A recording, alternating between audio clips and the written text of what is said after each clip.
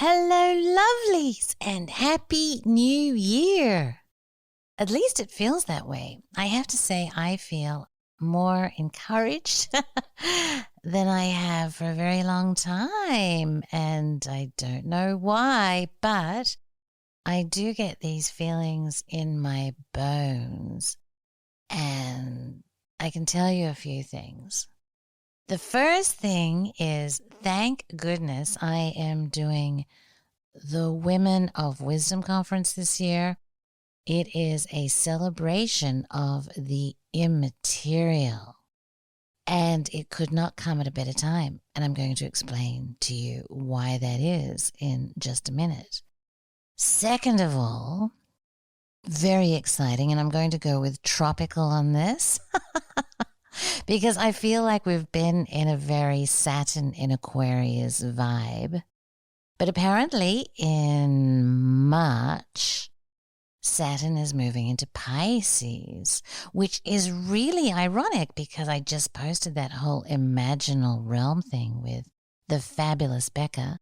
And what this means is that we're moving into a really imaginal stage again.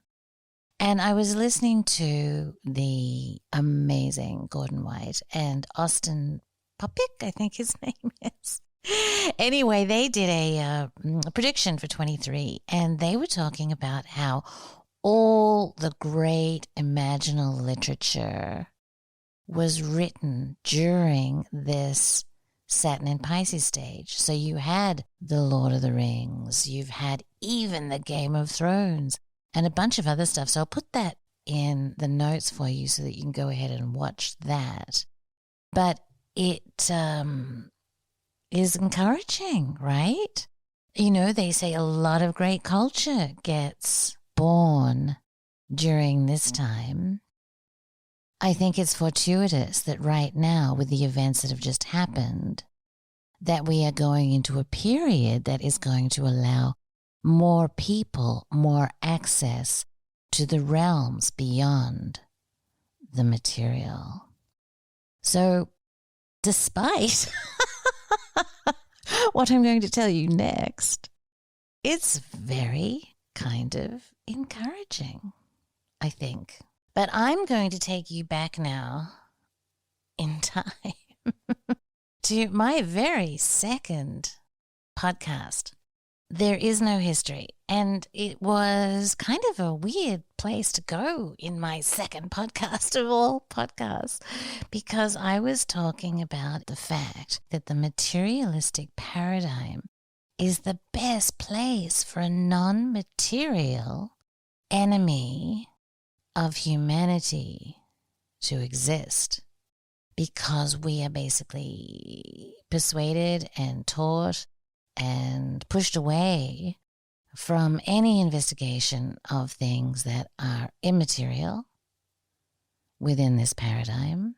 And possibly this paradigm has been set up to be material for that very reason. And so that's basically what I talked about in the episode 2. Rudolf Steiner's work on this, Rudolf Steiner's predictions on this. And then I did another one, I think it was called Blood Demon, where I got into it even a little bit more. And up until this point, I had been relying solely on Rudolf Steiner's work in this regard, as he really was the only researcher that I had been acquainted with, that I had come across anyway, right, that had looked into this question. So, one of my anthropophysicist friends had sent me an article written on a book called The Spiritual Consequences of the COVID Vaccination, and it seemed really, really interesting to me. And so I went ahead and bought the book, and I was kind of floored. I was really impressed because one of the things that Thomas actually does is he goes through the esoteric anatomy of the human being. Now, that's really, really something that is quite cool. And I have another book by a researcher who's no longer with us who went into the Egyptian definition of the different bodies that humans have. So the Egyptians were well aware of this. They had identified and named the various non-material levels of the human body, or human complex might be a better term for it.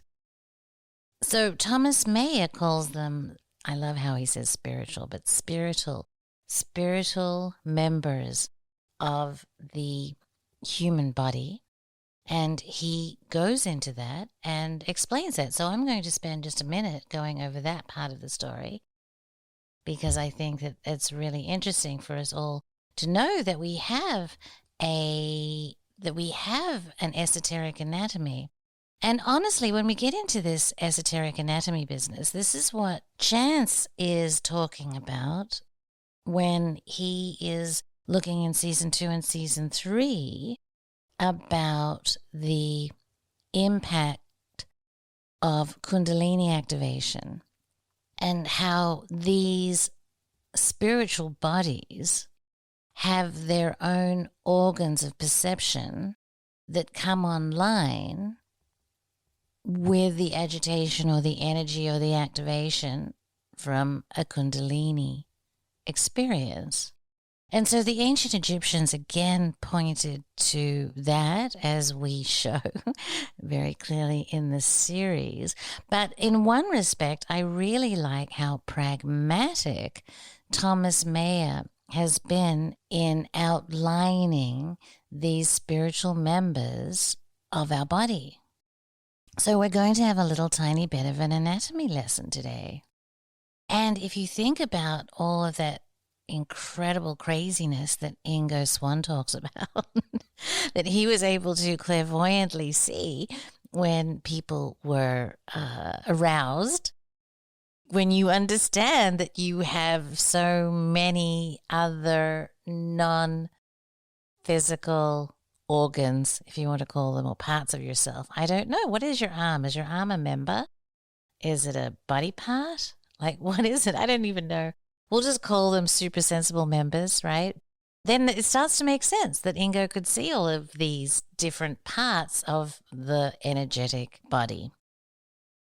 So the first part of the body that Thomas addresses is the material body. And we all know that, don't we, darling? It is the thing that we can see and feel and touch. But what we might not know is that Thomas says that the material body is only a very small part of the whole human being.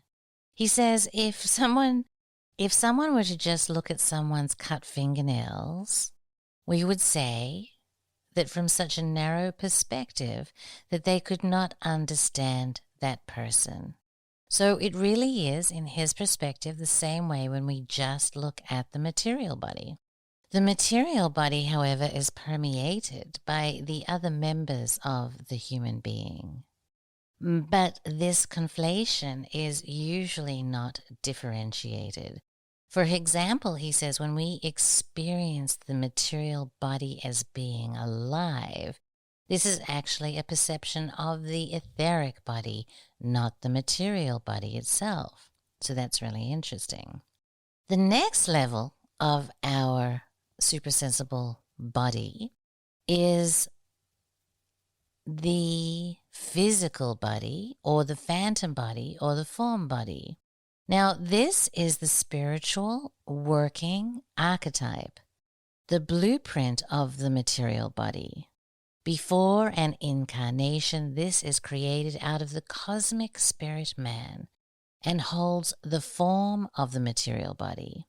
Since you might get the physical body and the material body confused, it's better to call it the phantom body. So even Rupert Sheldrake was just talking about the phantom body, and people might know or have heard of the phantom body. It's that thing that when you get your leg cut off, you still get itchy toes, right? Or you cut your hand off and you can still get pain in your fingers.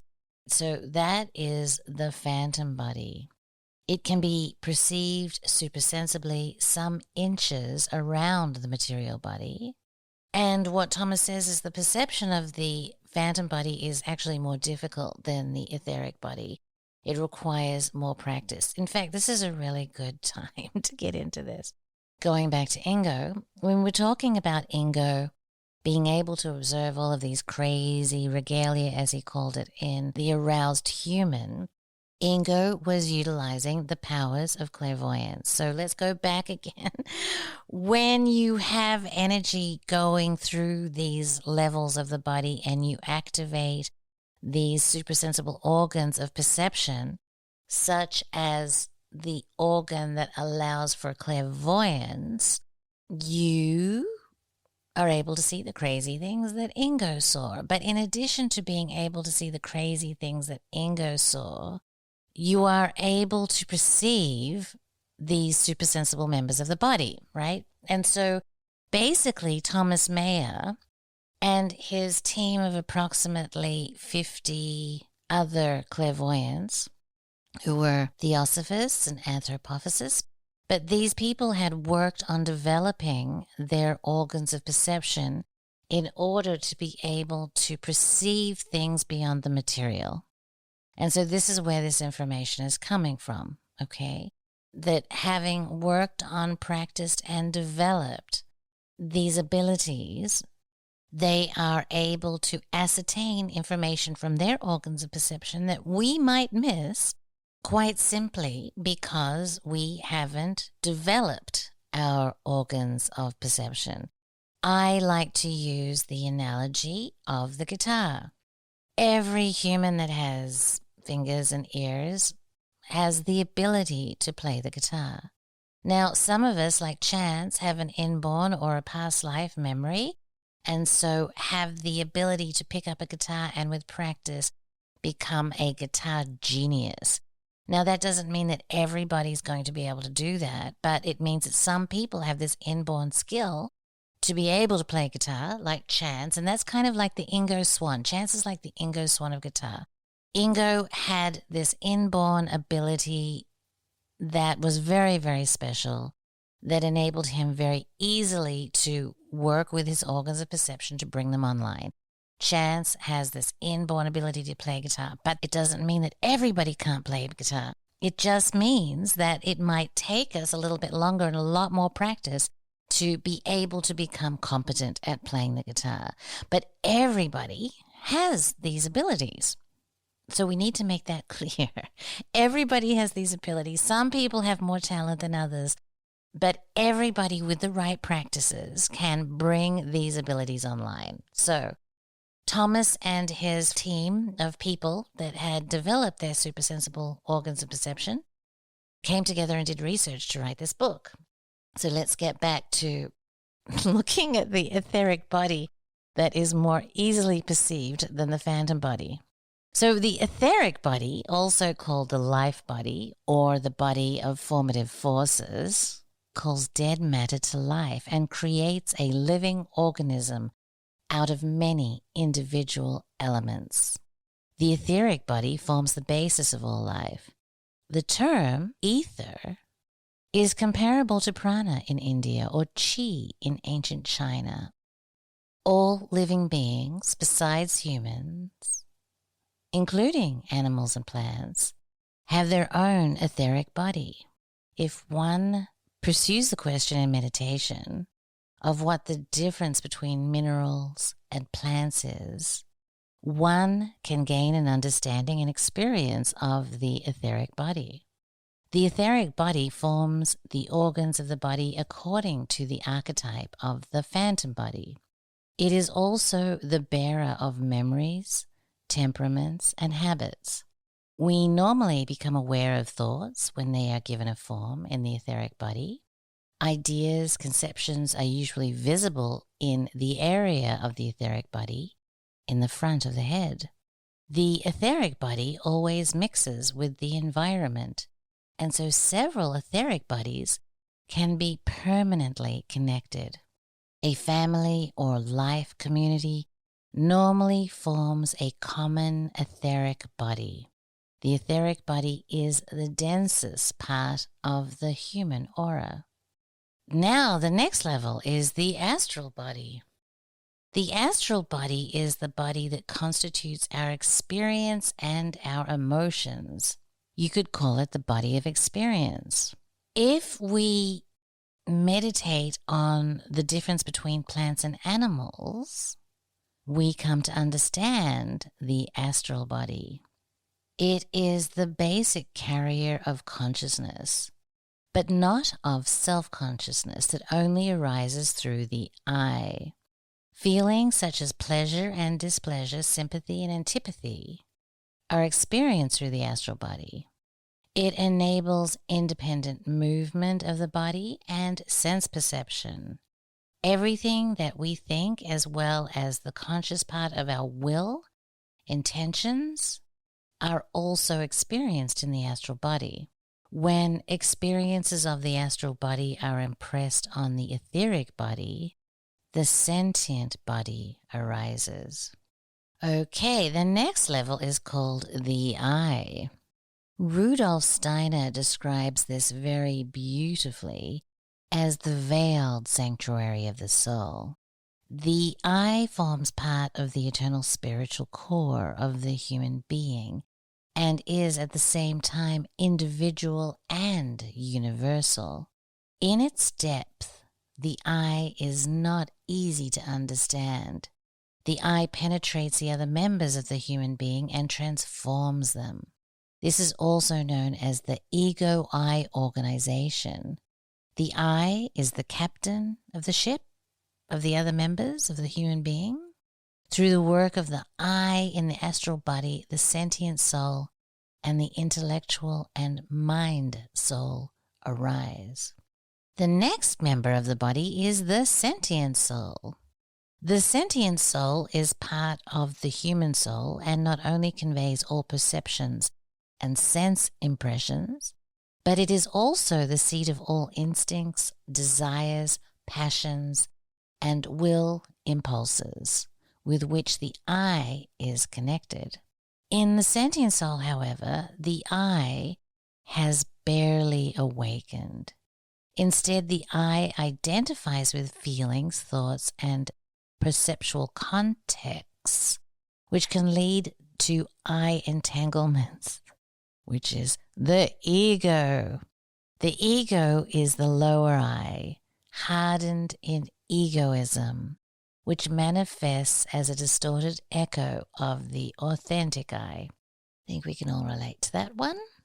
The next level is the intellectual soul, also called mind soul or rational soul. This lives in the interplay of intellect and mind. The latter in the sense of do you mind? Do you mind? Pure understanding makes the soul life sober, unfeeling, and impotent. The intellectual soul is completely filled with what it thinks or perceives and is lost in it, as it were. The term mental body largely corresponds to the intellectual soul. On the other hand, the mind gives the soul warmth and energy. In the mind, emotions and will impulses are so linked together in a healthy unity that, unlike the exuberant, blind emotions of the sentient soul, they do not rob the I of control over the life of the soul. The intellectual and mind soul is the currently prevailing state of consciousness of mankind. The I is definitely working within it, but without it becoming clearly conscious of itself. This only happens in the consciousness soul. Now, the consciousness soul is the next level, and here the soul grasps itself in its own being, in its I. Rudolf Steiner says very beautifully, therefore this I cannot be perceived by the consciousness soul in any other way than through a certain inner activity. The consciousness soul does not live in thought and world contents, but in an intensification of the active soul forces. All contemporary meditation should first have the goal of developing the consciousness soul. This is the most autonomous member of the soul that has separated itself most from the rest of the world.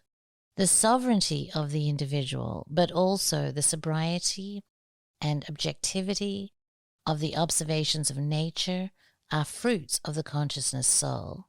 It can open itself equally to the sense world and the spiritual world. It is the soul member that can influence human actions through impulses of the beautiful, the good, and the true, emanating from the spiritual world. The consciousness soul corresponds to the integral consciousness described by Jean Gebser and Ken Wilber. Okay, so there's a few more. What I think I might do, my lovelies, is turn this into a two-parter, because I think just getting through the spiritual anatomy is going to take us so long before we get to the more interesting part. So let me finish off this bit, and then we'll come back in a few days. We'll get into the challenging bit, shall we? So the next part is the spirit self. Every supersensible experience takes place in the spirit self. It is sense-free consciousness, the higher self. It is also the angelic level of consciousness, life spirit. The spiritual world and its beings are actively weaving life. We connect to this world with our life spirit. This can also be understood as the etheric body permeated by the I. The next level is the spirit human. This is for the present time the highest self, the cosmic human being who can become infinitely large, a star figure. The individual phantom body is formed from the eternal spirit human before each incarnation, which then forms the material body. Many individual spiritual beings form part of the higher members of the human being, who constantly accompany and work on with their human being. I am going to present 3 important categories of such beings here. Now, the first one is the angel, and since reading this book, I have been working with my angel, and I swear to God that I have been asking my angel for help with little tiny things, right? Giving up things that no longer serve me, that are not necessarily the most pleasant things to do. And so I'm just saying, hey, angel, help me, right? And I swear I feel these beautiful wings wrap around me, and this sense of calm come over me. So, wow, what's real? Is it helping? Yes. Is it beautiful? Yes. So I'm loving the angel thing right now. And Thomas says that the angel accompanies the human being with angelic patience through incarnations. Our angel always carries an overview of our karmic connections and necessities. They are more highly developed than we humans and affect us from the sphere of the spirit itself. Every supersensible experience is conveyed through the angel. Every night we sleep, the angel protects us on our journeys. And after death, the angel guides us through the higher spiritual realms of the angelic hierarchies, also called the planetary spheres. The spiritual light of Christ reaches us through the angel. The feeling of being at one with yourself, of loving yourself and others, means being permeated by the angel. Now that really, when Thomas said that, he actually said that in the interview, it made me messed up because, my God, I'm finally kind of happy with myself. Kind of finally at 57, loving myself, and I'm loving people, right? Look, it might be because I'm in Thailand. Jazz is so funny. He's like, people love you here, Venice. People love you. It has to be because of your big boobs.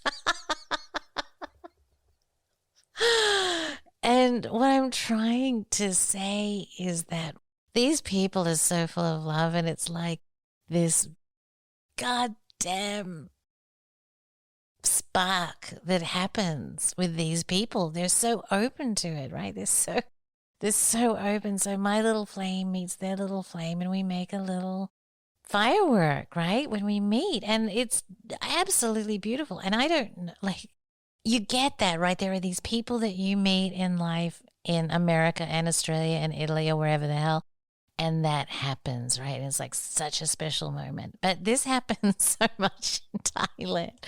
It's crazy. But the point is that it's a beautiful thing to hear that my angel and I must have a nice connection. So that's really, really lovely. And he also goes on to say that when the connection with the angel is disturbed, a person feels removed from himself. Okay, and so if you have low self-esteem, for example, then that means that your connection with the angel is not at high fidelity, right? And so how easy is that then to fix, for goodness sakes? I mean, wow, just start talking to your angel. And now that we have this imaginal thing happening in March, right, where imagination and the imaginal start coming together, this is going to be fabulous because we can start fixing some of these problems utilizing our imagination. Now, so I remember I was telling you about the wings, okay? So the angel is usually directly behind the person. So my lived experience is that the wings come from behind me and wrap around the front of me. And so even that kind of validates that feeling that I have, validates this experience I have with the angel. So yes, loving it. All right, now the body elemental. The body elemental being is the angel's co-worker on the level of the etheric body. It is the consciousness of our body and takes care of all organs and life processes, even across incarnations.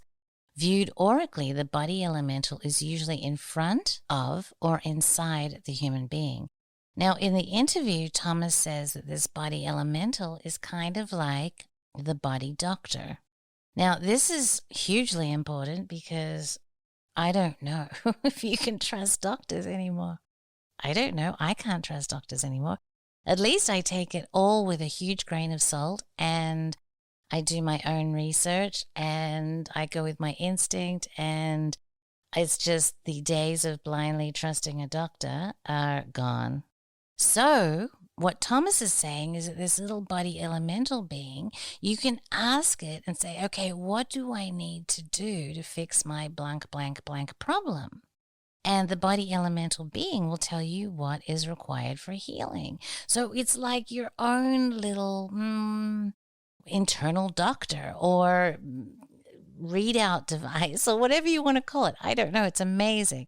So when there's a problem in the human body, you go inside and you talk to the body elemental being, and boom, you get the answer you need. So I think that is fantastic. Now, one thing that Thomas did say is that one of the hardest jobs in bringing on these supersensible organs is to distinguish the difference between the information, for example, that the body elemental being is actually giving you with the imagination or the ego or the information that you want the body elemental being to give you, okay? There is a discernment that needs to be learned when doing these practices to be able to get accurate information or define the accuracy of the information that you're getting from, for example, this body elemental being. And that comes through practice. This discernment is something that can be learned, because I know that there is a voice inside of my head that says, yeah, that chocolate cake, that'll make you feel better. And I don't think that's my body elemental being saying that. So this is where discernment comes in. But it's all possible, people. It's all possible.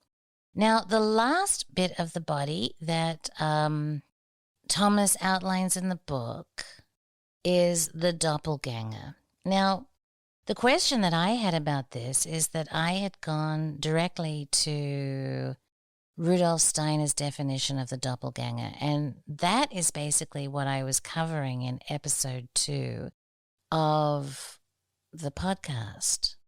And so Thomas's definition of the doppelganger is slightly different from that. Thomas describes the doppelganger as the unredeemed state.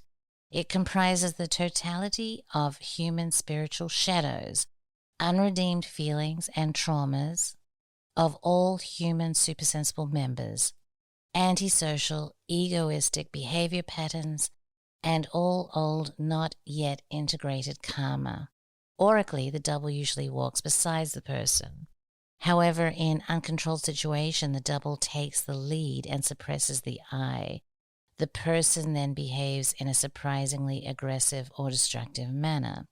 Now, I do love the idea of the fact that there is a shadow body. And I love that because we can work on that. We can work with that to heal ourselves from all of these things. Rudolf Steiner describes a doppelganger more as an alien entity that enters into this complex and also can take over the I and control the behavior. So my supersensible organs of perception are not at the point yet that I can come in and say, oops, I know exactly which one it is, or if it's a combination, or if there is, in fact, a combination, that there is a shadow body and there is a doppelganger body. So we're just going to leave that on the table until we get a little bit more developed and we can report back with our own experience on what that is. But either way, it is, let's just call it the area that requires some attention. There we go. Okay, so as I said, this is getting way long. So next, we will go into the portion of the book where he starts talking about the spiritual consequences of things that we do to ourselves. And it's not just the medicine du jour. And I guess we're just going to have to wait and explain why this conference thing is so important. But I hope that you enjoyed this esoteric anatomy lesson. Oh, and also, because it's a new year, we're changing up the song for the podcast. So I have written a new song and it's called Immaterial. Now, I'm only going to put up the not yet finished version of it because Chance for Christmas gave me 200 tracks that he made with the guitar to finish the song with. And I simply haven't had the time to go through 200 tracks. So this is going to be kind of the early version of the song. But I hope you like it. I don't know. You probably could hate it. It's so funny when you listen to other people's music, right? But anyway, it's the song for 23 people. So if you hate it, tell me and I'll take it off. Anyway, Happy New Year's, my love, and more soon. Thank you for listening, lovelies. And we have the Women of Wisdom, a celebration of the immaterial coming up at the end of January. If you would like to learn more about that, please go to magicalegypt.com. You will find the link. And if you want to come, use the coupon code EGYPT to get 50% off your VIP pass. We will have discussions and workshops and roundtables and interviews. It is going to be absolutely fabulous. So I hope to see you there.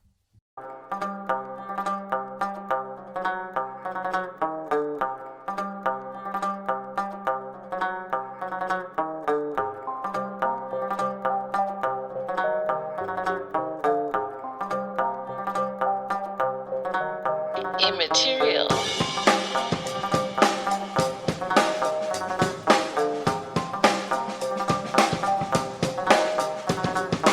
Do you know that a paradigm is simply a set of mutually agreed upon beliefs about the nature of reality?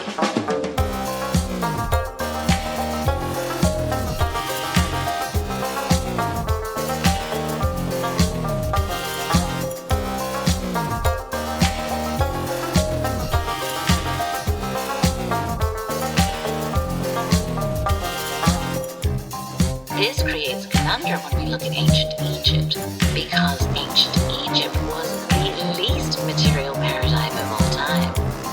And so things that do not fit within the materialist paradigm are simply rejected as immaterial.